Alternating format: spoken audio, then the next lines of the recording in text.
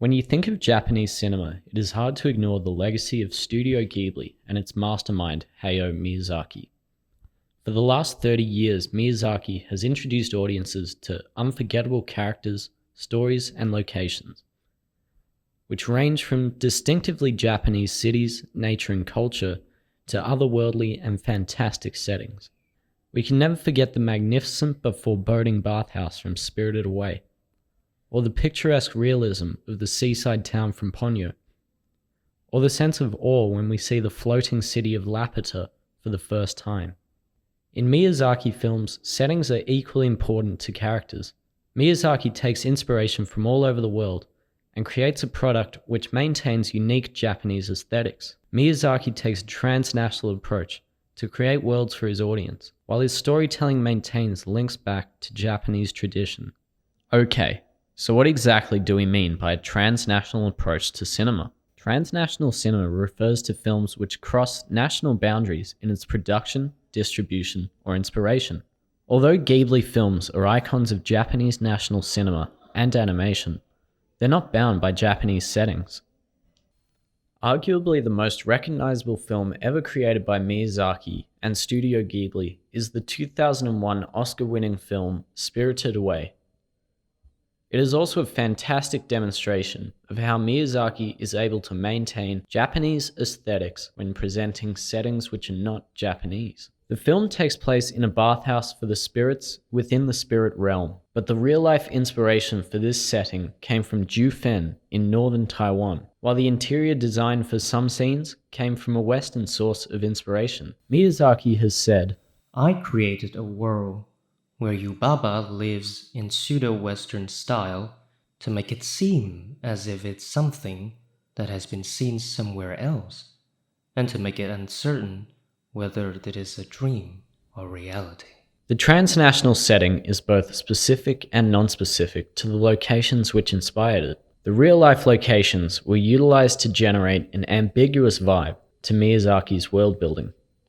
This world-building technique significantly contributes to Miyazaki's storytelling in Spirited Away. The foreign settings also appear in other Miyazaki movies, most of which are European-inspired.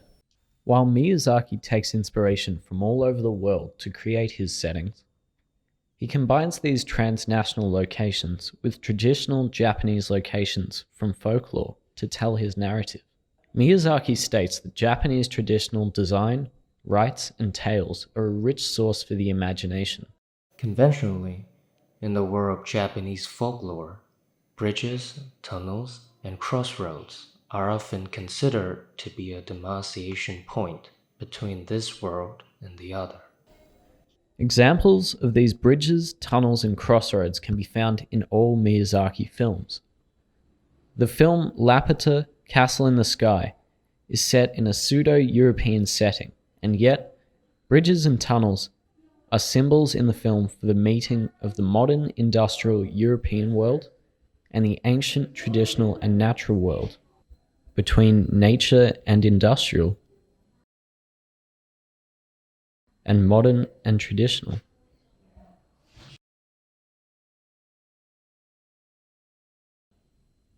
Between isolation and community.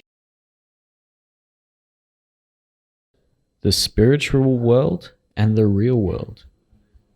All in all, the inspiration from transnational locations allows Miyazaki to enhance the aesthetics of his symbolic storytelling. The foreign places immerse the audience into the film narrative. On the other hand, the local features reflect the national belief and culture of Japan, influencing the film's storytelling through symbolism. As a result of the negotiation of local and foreign in Miyazaki movies, he presents Japanese cinema which may not look Japanese, but maintains the Japanese spirit. The combination of Miyazaki's symbolic Japanese storytelling with a transnational approach to settings has notably depicted the uniqueness of Japan, the uniqueness of the world, and the uniqueness of Studio Ghibli.